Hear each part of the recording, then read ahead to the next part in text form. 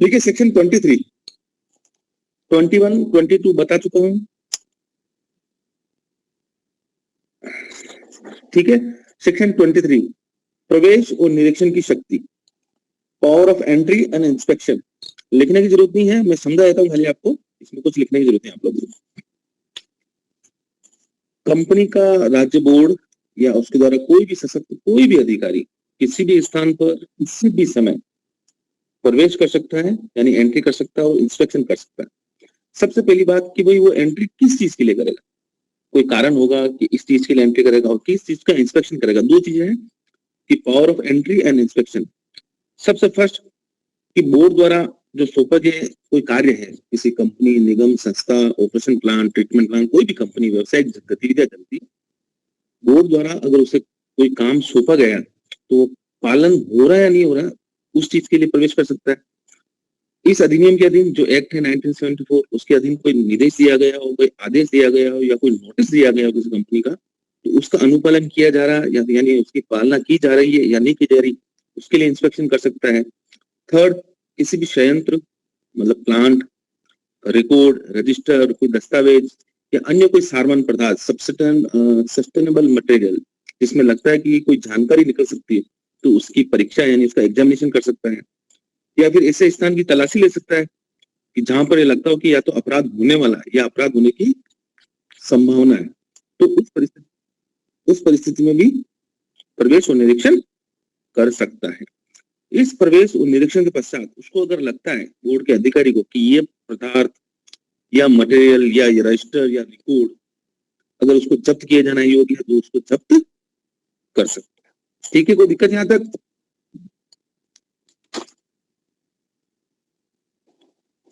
Hello? No sir. Okay, मैं ये इसलिए फटाफट कराया दूं, कोई इंपॉर्टेंट सेक्शन नहीं है, नथिंग एग्जाम में आएंगे कुछ भी नहीं आएंगे, इसलिए बस आपकी जानकारी ली। सेक्शन 24 खाली मार्जिनल नोट लिख लो आप, किसमें क्या है। सेक्शन 24 प्रदूषक पदार्थ इत्यादि का व्यवन करने के लिए सरिता या कुएं के उपयोग करने पर प्रतिषेध। प्रदूषक पदार्थ इत्यादि का व्यवन करने के लिए सरिता या कुएं के उपयोग करने पर प्रतिषेध कि prohibition on use of stream और wells, prohibition on use of stream और wells for disposal of polluting material etcetera. Prohibition on use of stream or wells for disposal of polluting material etc. इसमें राज्य board को ये पूरी power दी गई है कि वो चाहे तो किसी भी संस्था या उसको लगता है कि जहां पर गुरुजी आवाज नहीं आ रही तो कितनी समस्या, एक मिनट किसी कहां से हो सकती है। अनिल रामोर ने मैसेज किया भाई आवाज नहीं आ रही, तो इसका तो बाकी जो बच्चे हैं जितने भी अभिराज, अभिषेक, अनिल, अनीस, आप सभी को आवाज आ रही है? कोई दिक्कत थोड़ी आ रही? आ रही है सर, क्लियर आवाज। यस सर, आवाज आ रही है। मे भी उनका पर्सनल नेटवर्क की प्रॉब्लम हो सकती है। मेरे एंड पर क्लियर है, एक नंबर है, ऊपर कर देता हूं उसको।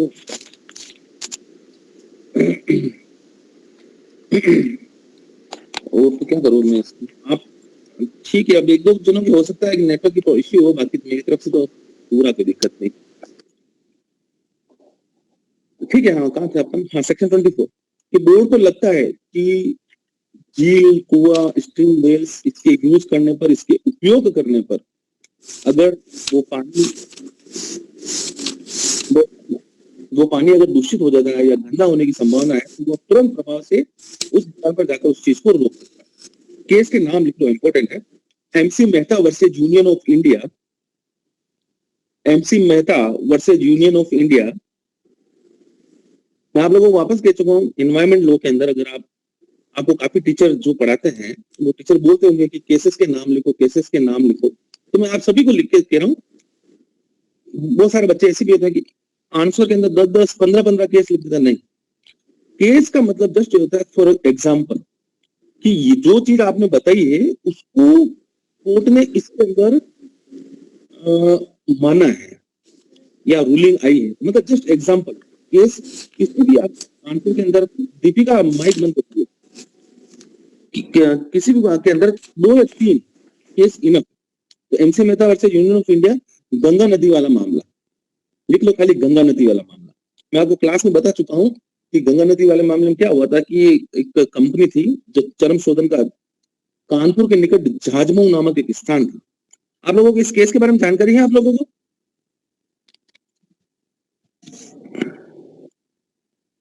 नहीं सर। No sir. चांदनी जानकारी नहीं? विशाल तू तो रहने दे भाई। No sir. हाँ जी, नहीं सर, आइडिया नहीं है मुझे।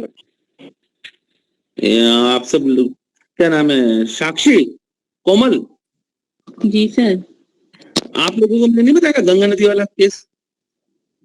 फिर बताया था, क्लास के अंदर डिस्कस किया था, बट अभी आप बोलोगे कि आप बताओ तो फिर वो नहीं आएगा बाकी बताया था। मान गया कि मैं सब एक से एक कांडी हो तुम सब बाकी में। चलो मैं बताया था, ये आपके सिलेबस में एक लीडिंग केस है, गंगा नदी वाला केस है। आपके पर्यावरण विधि में आपको कहीं पर भी कोई चीज समझ में नहीं आ रही, केस का नाम याद नहीं आ रहा हो, तो MC Mehta versus union of India लिख देना, सबके अंदर लिख देना। इस केस में क्या हुआ था, गंगा नदी, इसको बोलते हैं गंगा नदी प्रदूषण मामला। कानपुर के निकट झाजमऊ नामक एक स्थान है, वहां पे चरम शोधन यानी ट्रेनिंग का कारखाना था, 2 सारे कारखाने थे। तो वो क्या करते थे, गंगा नदी का पानी लेके चमड़े जो होता है, चमड़े समझिए ना आप, लेदर, उसको वॉश करके उस पानी को वापस, वेस्ट पानी को गंगा नदी में मिला देता था। लोकल बोर्ड ने वहां पर उसको रोक लगाने की कोशिश की, लेकिन नहीं माना। तो एमसी मेहता ने क्या किया कि एमसी मेहता ने, साक्षी कौन से आर्टिकल में रिट लगाई एमसी मेहता ने? फिर आर्टिकल 32। Very good, 32। बिल्कुल। कौन बोला? कोमल। बिल्कुल, बहुत सही बताया आपने। आर्टिकल अनुच्छेद 32 के अंदर सीधे सुप्रीम कोर्ट में रिट फाइल की। तो सुप्रीम कोर्ट ने उनको 1 महीने का समय दिया, उन सारे कारखानों को, कि आप अपने यहाँ पर ऐसा प्लांट या ऐसा ट्रीटमेंट प्लांट लगा दीजिए जिससे ये पानी वापस पीने योग्य हो जाए। तो उन चरम शोधन कारखाने वाले जो भी थे, उन्होंने उसकी कोस्ट पूछी, जहां भी ट्राई किया, तो उसकी इतनी ज्यादा लागत आ रही थी उस प्लांट की, तो उन्होंने सबने असमर्थता जाहिर कर दी सुप्रीम कोर्ट में कि हम इतना एफोर्ड नहीं कर पाएंगे। तो सुप्रीम कोर्ट ने तुरंत प्रभाव से उन सभी कारखानों को बंद करने का आदेश दे दिया और वो कारखाने वहां से शिफ्ट कर दिए गए। ये है गंगा नदी वाला मामला। इसके अंदर एक, मतलब आप समझे, इसके अंदर अगर बोर्ड चाहे, सबसे पहले बोर्ड ने इसमें पहल की थी, राज्य बोर्ड ने, कि भाई ये पानी वेस्टेज हो रहा है तो आप इसको रोकें। उसी को आधार बनाकर एमसी मेहता सुप्रीम कोर्ट गए थे। एक केस को लिखो, Indian council for environment legal action, Indian council for environment legal action versus union of India.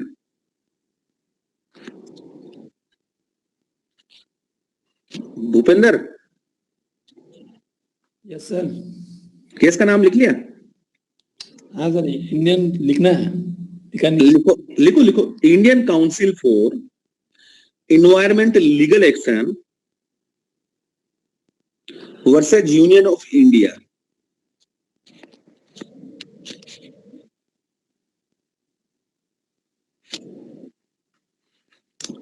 हमारे विशाल जी नागदा साहब का स्पीकर शायद खराब हो गया, तो उन्होंने मैसेज भेजा मेरे को कि गैस एक्सप्लोजन वाले मैटर में भी यही हुआ था क्या सर?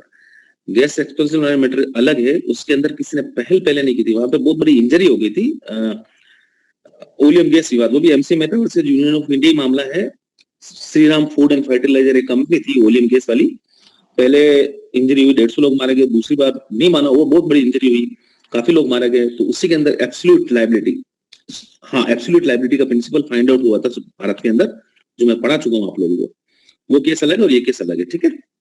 हाँ भूपेंद्र, लिखिए केस का नाम। Yes sir. बोलो।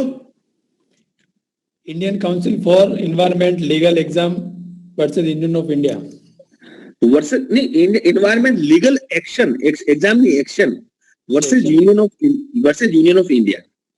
Okay sir. तो बताओ इसके अंदर क्या हुआ था? सर एक्चुअली आइडिया नहीं इसके अंदर तो।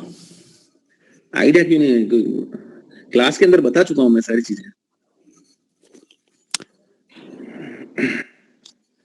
मेरे नियमित विद्यार्थियों,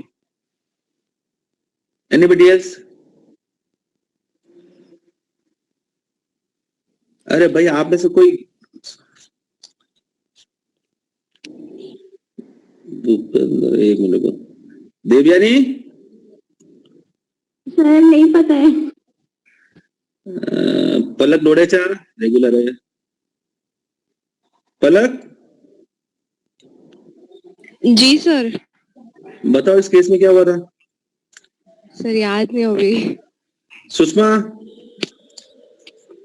सर किसी का मैसेज आया है सर, ये- हिंदुस्तान का कैसे? नहीं सर मैं आई नहीं।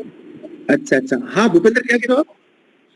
ये कह रहा हूँ सर, किसी का मैसेज आया हिंदुस्तान जिंक का केस है। किसका मैसेज आया बताइए? हाँ आरपीएससी बोलो। Swati Minaria, very good. Sir ये उदयपुर का है सर, क्योंकि केमिकल उदयपुर का ही है सर। एक मिनट, स्वाति मिनारिया कौन है? इसके ग्रुप में कोई जुड़ी होगी स्वाति? Swati yes sir. हाँ बताओ स्वाति, क्या हुआ था इस केस में? क्या हुआ था? सर ये 1996 का केस था। इसमें रीट पिटीशन फाइल की गई थी और ये बिछड़ी जो विलेज है Very good. उसके पास में एक फैक्ट्री थी, उस पे हुआ था। हिंदुस्तान एग्रो केमिकल नाम से कोई factory. Very good very good very good very good very good. बोलो बोलो बोलो, सही बोलते रहो। शायद उसमें शायद एक कोई केमिकल था, उस पे वो पानी में जा रहा था और वो पानी वो लोग वहाँ के यूज कर रहे थे पीने के लिए और सबके लिए। ये केस स्वाति आपने कहीं पढ़ा है या फिर क्लास में पढ़ा? क्या था स्वाति? नहीं सर, ये आपने क्लास में ही बताया था। वेरी गुड, बिल्कुल बिल्कुल अच्छा, बिल्कुल सही जवाब दिया इन्होंने। यहाँ से 26 किलोमीटर तक बिछड़ी गांव है, वहां पर हिंदुस्तान एग्रो केमिकल, बिल्कुल सही बताया। वहां पे एक फैक्ट्री है। आप जाओगे उदय सागर, जब ये लॉकडाउन खुल जाएगा, घूमने जाओगे बारिश में उदय सागर, तो इस साथ की तरफ एक कबाड़ जैसी फैक्ट्री अभी बंद है। अभी उस फैक्ट्री का सल्फ्यूरिक एसिड बनाने का काम करती थी, कंसंट्रेट सल्फ्यूरिक एसिड। ऐसा बोलते कि अगर हाथ में डाल दो तो हाथ में छेद आर पार हो जाता है। तो उसका जो वेस्ट मटेरियल था वो क्या करते, खड्डा करके वहीं पे डंप कर देते उसको। तो वो धीरे धीरे डंप करते करते इतना डंप होने लग गया, तो पास में गांव है, तो वहां पे जब क्या बोलते हैं, बोइल क्या बोलते हैं उसको, बोरिंग करते हैं, तो पानी के अंदर काला काला पानी आने लग गया। लोगों ने काफी छानबीन कराई, पता लगा तो ये था कि एक संस्था है Indian council for legal environmental regulation, इन्होंने एमसी मेहता के थ्रू गए थे ये भी सुप्रीम कोर्ट। फिर वहां पे कंपनी के लिए बोला, कंपनी को बोला कि भाई आप या तो इस मटेरियल को इस तरह से यूज करो कि ये इन्वायरमेंट के लिए हार्मफुल नहीं हो। कंपनी ने असमर्थता जाहिर कर दी और सुप्रीम कोर्ट ने इस कंपनी को तुरंत प्रभाव से बंद करने का आदेश कर दिया। ये हिंदुस्तान जिंक लिमिटेड की एक इंसिलरीज कंपनी थी, इसको बंद करने का आदेश दिया। लेकिन आज भी, आज को बंद हुए लगभग 20-25 साल हो गए, लेकिन आज भी बिछड़ी गांव में लोगों के दांत हाथ टेढ़े मेढ़े, आज भी वहां पर ऐसा हो रहा है। मतलब 30-40 फीट खड्डा खोदूंगा, देख ले काला काला पानी आ जाता है। तो आज भी वहां पर ऐसे हालत है। ठीक है, एक वहां पर ध्यान रखना कि यदि कोई व्यक्ति इस धारा का अगर उल्लंघन करता है 24 का, कि मना करने के बावजूद भी अगर कोई काम करता है, तो उसे 1.5 वर्ष से लेकर 6 वर्ष तक का कारावास। कितना? 1.5 वर्ष से लेकर 6 वर्ष तक का कारावास, सेक्शन 43। साक्षी माइक ऑन है आपका, पूरा इंस्ट्रूमेंट्स हो रहा है ना? यदि कोई व्यक्ति धारा 24 के प्रावधानों को अगर उल्लंघन करता है तो उसे 1.5 वर्ष से लेकर 6 वर्ष तक का कारावास प्लस जुर्माना जो भी हो, और वो सेक्शन 43। मैं आपको इसका एक छोटा सा एग्जांपल बताता हूँ। आप लोगों में, भूपेंद्र को तो पता होगा वैसे, सकीर आई थी यूरोप में एक बार, पता है आपको? भूपेंद्र? हाँ सर, आई थी।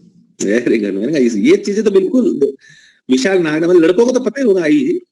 तो क्या हुआ था कि उसके लिए लगभग यूं कहते हैं कि जब उसका स्टेज परफॉर्मेंस था उस समय 2.5 से 3 लाख रुपए के पटा, मतलब और ज्यादा होंगे, वो पटाखे पानी के अंदर छोड़ने की उनकी पूरी प्रोसेस थी। किसी ने पुलिस में कंप्लेन कर दी, मामला कोई दूसरा ही था, मैं आपको नहीं बता सकता, लेकिन मैं लीगल प्रोसेस बता रहा हूँ। पुलिस वहां पर पहुंच गई, एग्जैक्ट 10 बजे पहली बार तो उसको बंद करा दिया, और जो पटाखे थे वो पटाखे यूं क्यों सारे खुले, क्योंकि उन पटाखों को फोड़ने से झील का जो पानी था वो पोल्यूटेड होने की पूर्ण संभावना थी। तो ये हुआ था। एक डीएलएफ वाले की शादी थी, उसको भी रात को शायद पटाखे छोड़ने के लिए माना था। वहां पे आईजी नाम टीसी डामोर वो प्रेजेंस थे, तो भी वहां जाके उसको टीसी डामोर ने कहा कोई बात नहीं चलने दो, लेकिन पुलिस ने कहा नहीं सर, उसको बंद करवा दिया गया। तो ये चाहे तो बोर्ड इस तरह से ये कारण ये कर सकता है, ठीक है। सेक्शन 20, अब मेरी बात सुनो, आगे तो सेक्शन 25, 26, 27, 28 नथिंग इंपॉर्टेंट है। किसी को परमिशन देना, परमिशन वापस लेना, परमिशन के लिए मना करना। सेक्शन 34 से 40 तक ऑडिट, अकाउंट ऑडिट, आज तक 10-12 सालों के इतिहास में कभी कोई क्वेश्चन नहीं आया। तो मेरे हिसाब से इनको छोड़ देते हैं, ठीक है। किसी को तकलीफ तो नहीं?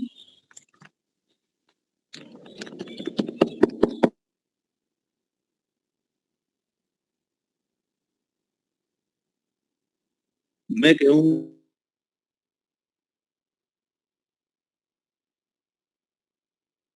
आप क्यों व्यर्थ करते हो फालतू, ठीक है। लिखिए सेक्शन 47। हाँ,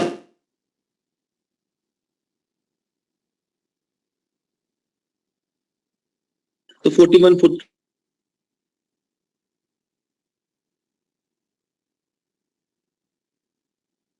कारावास है शायद 2 वर्ष का। 25-26 में ये है कि किसी को कुछ कंडीशंस के साथ, कुछ शर्तों के साथ परमिशन देते हैं कि भाई आप ये उद्योग इंडस्ट्री लगा सकते हो। उन कंडीशंस का अगर पालन नहीं करती कोई इंडस्ट्री उद्योग तो वापस उसको पिनल प्रोविजन, इसलिए नथिंग इंपॉर्टेंट। आप लिखिए सेक्शन 47 इंपॉर्टेंट है। ऑफेंसेस बाय कंपनी,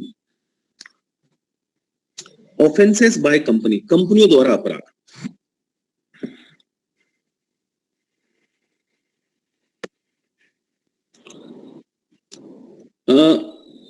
आप में से मुझे कोई बताया कि अगर कोई कंपनी नहीं, आप में से कोई नहीं बताएगा, आप में से बताएगा। हितेश कौन है? हितेश, ये क्या चालू करके, मतलब चालू करके एडिट करके छोड़ दे चले जाते हो क्या? आज तो विशाल नागदा दो कैसे भाई? एक में तो आवाज आएगी विशाल।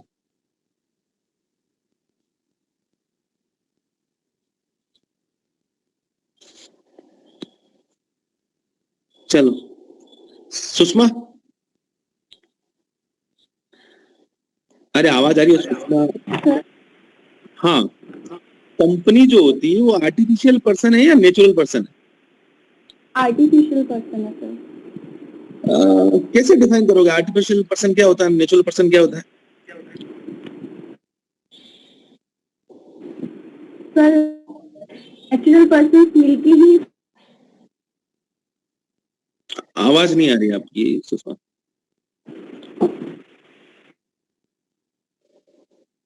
चलो ओके ओके। कोमल, कोमल, हाँ, कैसे डिफाइन करोगे ये आर्टिफिशियल पर्सन है और ये नेचुरल पर्सन? सर जो नेचुरल पर्सन होता है सर उसके पास तो राइट्स होते हैं, मतलब फंडामेंटल राइट्स होते हैं, पर आर्टिफिशियल पर्सन के पास नहीं होते हैं। तो दोनों, मेरा मतलब है कि अगर ये कोई क्राइम करते हैं आर्टिफिशियल पर्सन या नेचुरल पर्सन, तो उन पर क्रिमिनल लायबिलिटी इंपोज की जा सकती है? Yes sir. Very good. तो मैं इसी पे आ रहा हूँ कि ऑफेंसेस बाय कंपनी, अगर कोई कंपनी अगर किसी तरह का कोई क्राइम करती है तो उसके लिए कौन लायबल माना जाएगा? कंपनी का डायरेक्टर। नहीं, हाँ वो सही, बिल्कुल डायरेक्टर, वेरी गुड। और तो कंपनी खुद मानी जाएगी क्योंकि डायरेक्टर और कंपनी दोनों अलग पर्सन हो जाता है। ठीक है, और लिख लीजिए इसके अंदर कि अगर कंपनी अगर इस तरह का कोई अपराध करती है तो निम्नलिखित व्यक्ति लायबल माने जाएंगे, उत्तरदायी माने जाएंगे। सबसे पहले तो कंपनी फर्स्ट, सबसे first company, then second director, then second director, फिर प्रबंधक यानी मैनेजर। हिंदी बोलते हो कंपनी, निदेशक, डायरेक्टर, प्रबंधक यानी मैनेजर, थर्ड सेक्रेटरी, सचिव, लास्ट में है कि अन्य कोई ऑथराइज पर्सन, कोई जिस पे उस समय कंपनी चलाने का लायबिलिटी हो, तो वो व्यक्ति। तो ये व्यक्ति अगर कोई कंपनी ऑफेंस करती तो लायबल माने जाएंगे। सर लास्ट वन क्या था? फैक्ट? अन्य व्यक्ति, कोई भी अन्य व्यक्ति जिस समय उस कंपनी का पूरा भार, यानी कि था भार साधक व्यक्ति, इंचार्ज पर्सन कौन था। तो इनमें से अगर कोई एब्सेंट होता है, जैसे कंपनी डायरेक्टर एब्सेंट है, मैनेजर एब्सेंट है, सेक्रेटरी भी एब्सेंट है, तो किसी न किसी का तो चार्ज होता है ना, तो वो व्यक्ति उसके लिए लायबल माना जाएगा। ठीक है, लिखिए लास्ट, ऑफेंसेस बाय गवर्नमेंट, सरकारी विभागों द्वारा अपराध। चांदनी, यस सर। मैं शायद आप क्लास में रेगुलर आते थे चांदनी? यस सर, लास्ट 2-3 वीक्स नहीं आ पाई थी। अच्छा अच्छा अच्छा अच्छा, ओके ओके। मुझे बताओ कि अगर कोई सरकारी विभाग डिपार्टमेंट अगर कोई किसी तरह का ऑफेंस करता है तो कौन लायबल माना जाएगा इसके लिए? Sir authorised person like officer और इंचार्ज। Very good. अगर सरकारी कंपनी कोई अपराध करती है तो उसके लिए विभागाध्यक्ष को दोषी माना जाएगा। किसको माना जाएगा? एचओडी, हेड ऑफ डिपार्टमेंट को लायबल माना जाएगा। प्राइवेट कंपनी में किसी भी तरह की कोई छूट नहीं है कि भाई मैं नहीं था, मैंने सावधानी बरती नहीं बरती, नहीं, उसको लायबल माना ही माना जाएगा। लेकिन सरकारी विभागों में दो नियम है कि अगर विभागाध्यक्ष या एचओडी ये साबित कर दे कि जो अपराध किया गया था वो मेरी जानकारी के बिना किया गया था, फर्स्ट। सेकंड, कि जो अपराध किया गया था उस अपराध को निवारण के लिए यानी प्रिवेंशन के लिए हमने पूरी सम्यक सावधानी सतर्कता बरती थी, उसके बावजूद भी ऑफेंस हो गया, अपराध हो गया, तो उसके लिए इन दो चीजें अगर वो साबित कर देता है सरकारी विभाग, गवर्नमेंट डिपार्टमेंट, तो एचओडी को उसके लिए लायबल नहीं माना जाएगा। ये ध्यान रखना आप लोग, दोनों में यही फर्क है, offences by company, offences by government department. Company में तो लायबल माना ही जाएगा कुछ भी हो जाए, लेकिन गवर्नमेंट डिपार्टमेंट में एक दो छूट दे रखी है कि पहली, कि अगर वो एचओडी ये बात प्रूव कर दे कि भाई ये अपराध जो हुआ था मेरी जानकारी के बिना हुआ था। दूसरा, कि जब अपराध हो रहा था तो हमने अपनी तरफ से पूरी सम्यक सावधानी सतर्कता बरती थी, उसके बावजूद ऑफेंस हो गया, तो उसके लिए उसको लायबल नहीं ठहराया जाएगा। ठीक है,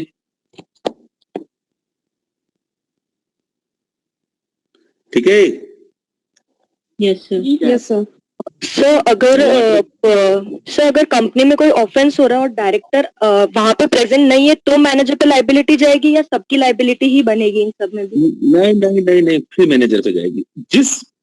जिस समय ऑफेंस कमिटेड हुआ है, जिस समय ऑफेंस हुआ है, उस समय उस कंपनी का चार्ज कौन संभाले हुए है वो लायबल माना जाएगा। Okay sir. Water pollution prevention control act 1974 खत्म। इसमें एक ध्यान रखना, सेक्शन 51 और 52, सेक्शन 51 और 52 के अंदर प्रयोगशाला किसे कहते हैं और एनालिस्ट किसे कहते हैं, विश्लेषक किसे कहते हैं। जो प्रयोगशाला में जो नमूना आते हैं उनको एनालाइज करता है, उनको बोलते हैं विश्लेषक। ये चीजें इतनी छोटी मैं आप लोगों को मैं नहीं बताऊंगा, आप लोग खाली सेक्शन 51 52 देख लेना एक बार, हो सकता है अगर शॉर्ट में क्वेश्चन आ जाए तो। बाकी water pollution prevention control act 1974 खत्म। ठीक है, अब आपको मेरे को दो चीजें और करवानी है। एक तो करवानी एनजीटी। एनजीटी ओमिटेड थोड़ी हुआ सिलेबस में, है ना एनजीटी? यस सर है। Very good. एक तो एनजीटी और एक तीन प्रिंसिपल है, प्रिकॉशनरी प्रिंसिपल्स, लोक पब्लिक ट्रस्ट डॉक्ट्रिन, ये तीन प्रिंसिपल है और ये अक्सर एग्जाम में आते हैं और बहुत इंपॉर्टेंट है। तो मैं अगली क्लास में आपको एनजीटी, और अगर आप चाहें तो मैं अभी इस क्लास में भी एनजीटी तो खत्म करवा सकता हूँ, आप देख लो। अगर आप चाहें तो एनजीटी भी करवा देता हूँ और अगली क्लास में प्रिंसिपल खत्म कर दूंगा। तो आप लोग के नहीं थोड़ा लंबा चलने दो सर, जैसा आप चाहें वैसे बोलिए। सर करवा रही, अभी करा। ठीक है, आज इंट्रोडक्शन दे देता हूँ। एनजीटी के बारे में आप लोग क्या जानते हैं?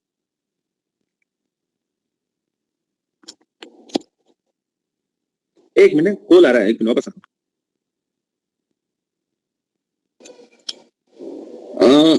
अपन एनजीटी पे आने से पहले मुझे कुछ याद है, एक दो चीजें आपको भूमिका मैडम ने वो कराया होगा, एनवायरमेंट प्रोटेक्शन एक्ट 1986 करवाया था ना? Yes sir. उसके अंदर दो डेफिनेशन इंपॉर्टेंट है, एक तो हैंडलिंग और एक है हैजार्डियस सब्सटेंस, परिसंकटमय पदार्थ। हैंडलिंग को बोलते हैं हथलाना और हैजार्डियस सब्सटेंस को बोलते हैं परिसंकटमय पदार्थ। ये डेफिनेशन मैडम ने लिखवाई थी, आपको समझाई थी क्या होता है?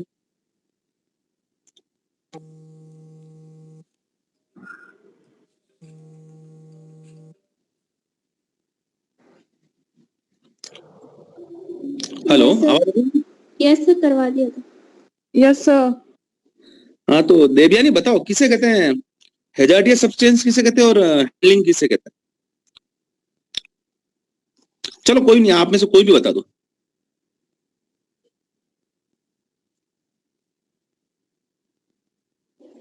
सर जो पूरा प्रोसेस होता है ना, मैन्युफैक्चरिंग का, प्रोसेसिंग का, ट्रीटमेंट करने का, उसको पैकेज करने का, स्टोर करने का, सर उस सारे प्रोसेस को अच्छे से मतलब केयरफुली करना, ताकि उससे कोई नुकसान नहीं हो जाए, उसको तो सर हैंडलिंग बोलते हैं।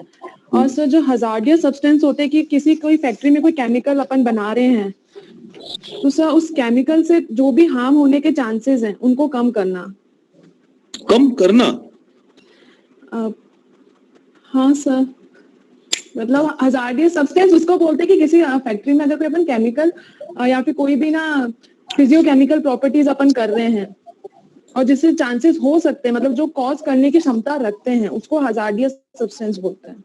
हाँ, ये बोलो ना, कम क्यों करना? कम हैजार्डियस सब्सटेंस तो अपने आप में ऐसा कोई भी पदार्थ, ऐसा कोई भी निर्मिति, ऐसा कोई भी निर्माण जो अपने नियंत्रण से अगर बाहर हो जाए तथा वह पदार्थ निर्मिति अपने भौतिक और रासायनिक गुणों के कारण इस प्रकार फैल जाए वातावरण के, जो मानव, प्राणी, संपत्ति, पौधे, पादप इनके लिए बहुत हानिकारक हो, उसको बोलते हैं हैजार्डियस सब्सटेंस, परिसंकट में पदार्थ। आया समझ में?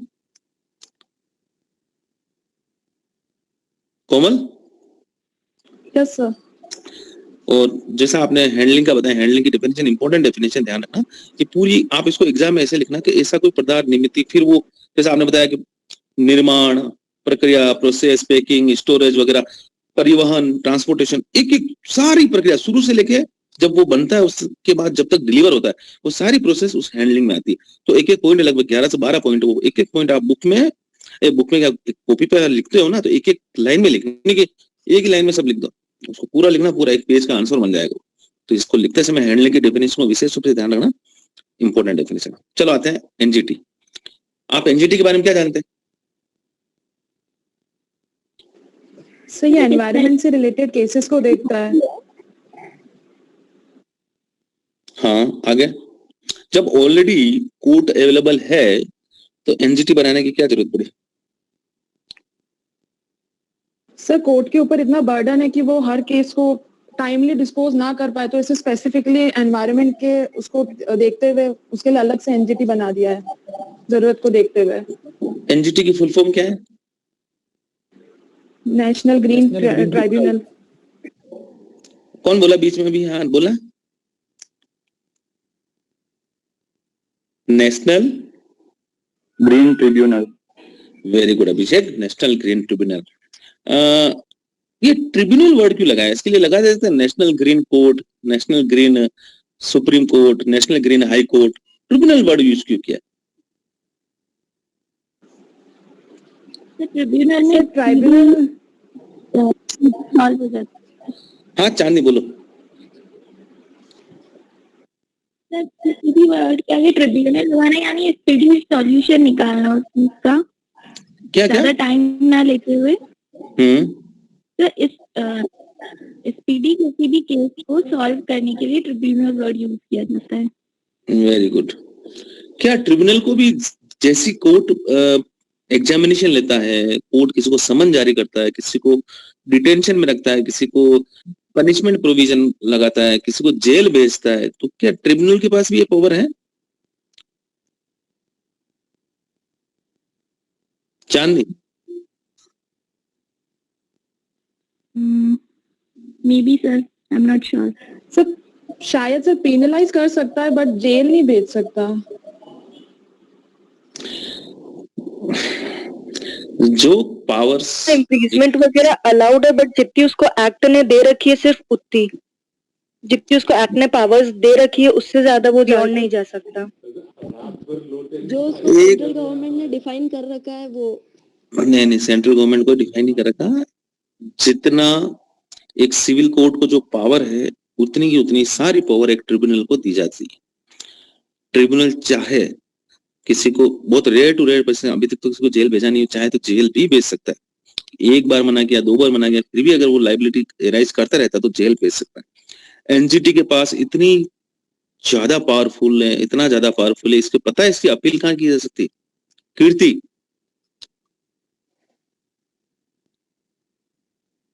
कीर्ति, सर लोक अदालत में नहीं नहीं नहीं नहीं नहीं, नहीं। सर शायद सुप्रीम इसकी कोर्ट- ऑनलाइन भी शायद की जा सकती है, कोई वेबसाइट है वहाँ पे, अगर आपको कोई शिकायत करनी हो तो आप वहाँ से डायरेक्ट गो थ्रू करके और शिकायत कर सकते हैं। वो इसके मोड हैं, कंप्लेन दायर करने के इसके मोड है एनजीटी के, वो आप कर सकते हो, नो डाउट। लेकिन सही कहा है। सुप्रीम कोर्ट हाँ हाँ मैडम बता रहा हूँ, एनजीटी की अपील केवल सुप्रीम कोर्ट हो सकती है। आप सोच लो कि कितनी सुप्रीम अथॉरिटी।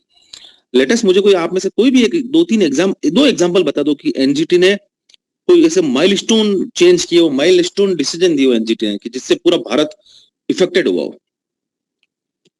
सर पॉल्यूशन को लेकर, एयर पॉल्यूशन को लेकर।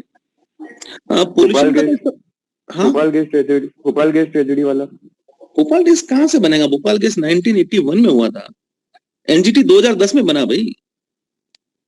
सर यमुना के केस को लेकर हुआ था, एक तो दिल्ली में I think. Very good very good, Yamuna के केस को लेके बिल्कुल सही, बहुत अच्छा बोला। और कुछ? एक बहुत ज्वलंत मुद्दा चल रहा है अभी वर्तमान में, स्वच्छ भारत अभियान सर। वो प्रधानमंत्री नरेंद्र मोदी ने शुरू किया मेरे भाई। और कुछ? सोलर प्लांट वाला। नहीं, बताओ बताओ। डीजल कार वाला सर। नो सर, हिंट दो ना थोड़ी। हिंट तो यार मैं अब इतना बोल दिया मैंने आप लोगों को कि ज्वलंत मुद्दा, ज्वलंत मतलब रोज अखबार में न्यूज आती है इसकी, और बोलो। क्लाइमेट चेंज ना। नहीं 5G भी नहीं, 5G भी नहीं। चलो मैं एक छोटा सा हिंट देता हूं, आए दिन इसमें पुलिस वाले जख्मी हो रहे हैं, आए दिन। अब बता दो आप। सिर्फ किसान आंदोलन तो नहीं बोल रहे हो आप? किसान आंदोलन में एनजीटी का क्या काम है? रमीना ने लिखी भेजा कोविड में क्यों पुलिस वाले जख्मी? कोविड में सभी जख्मी हो रहे हैं।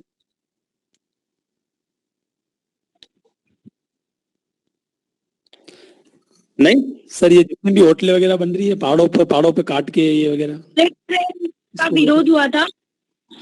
क्या सुषमा बोलो?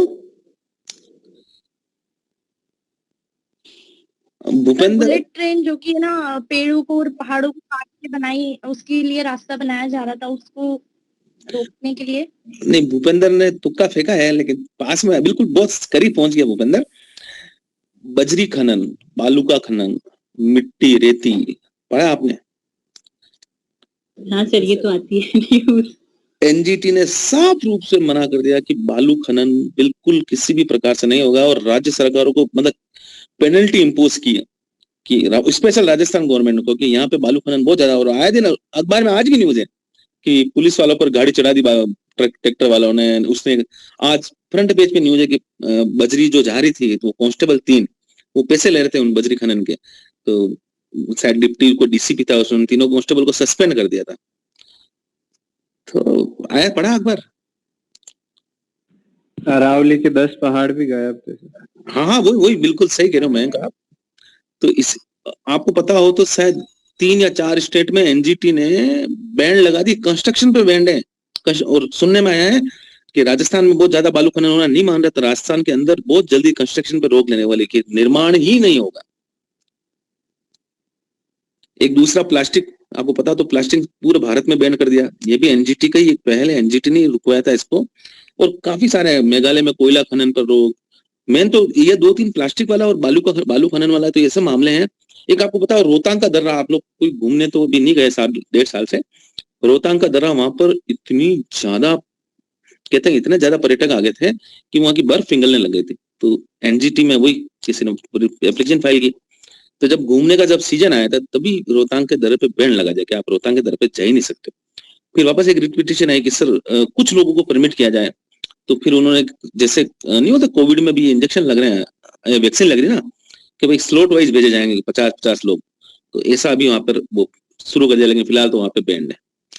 तो अगली क्लास में आपको एक मुझे एनजीटी पढ़ाना है और एक 3 प्रिंसिपल बहुत इंपॉर्टेंट है, वो तीनों प्रिंसिपल पढ़ा के अपना सिलेबस, ठीक है। अब आपको कुछ समस्या हो, किसी को भी किसी की दिक्कत हो तो पूछ सकते हो।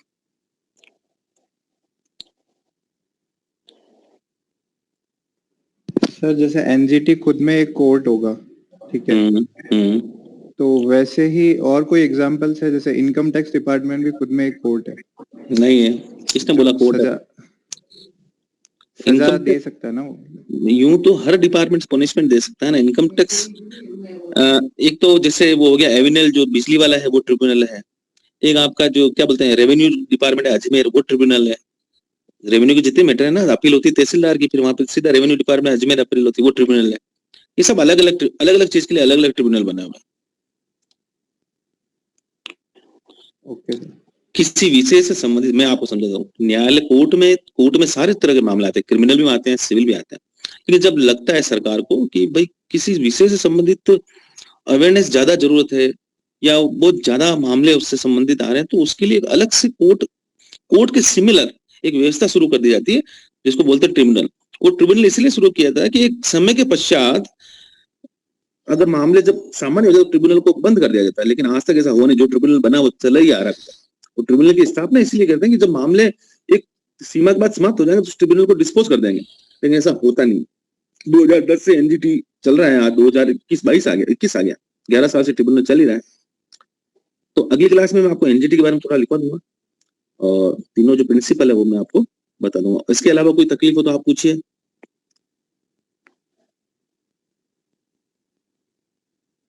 रखू फोन? हाँ, मेरे क्वेश्चन, विशाल बोलो क्या क्वेश्चन है? या तुम यार वैसे से बात करो, मुझे पूछ लो क्या है।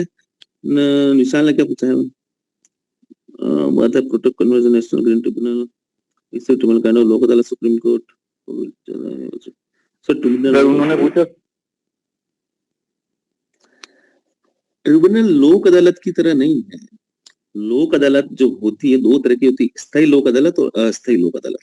स्थायी लोक अदालत तो जो आपको फाइल नहीं मिली आप लोगों को, आप अगर फाइल लेंगे, जो प्रैक्टिकल फाइल है, उसके सबसे लास्ट वाले पेज पे कुछ लोकोपयोगी सेवा है, पब्लिक यूटिलिटी सर्विसेज, जिसमें बैंकिंग सेक्टर हो गया, बिजली वाला हो गया, रेल हो गया, यातायात ट्रांसपोर्ट हो गया, नल हो गया, काफी ऐसी सुविधाएं, 6-7 सुविधाएं लिखी हुई।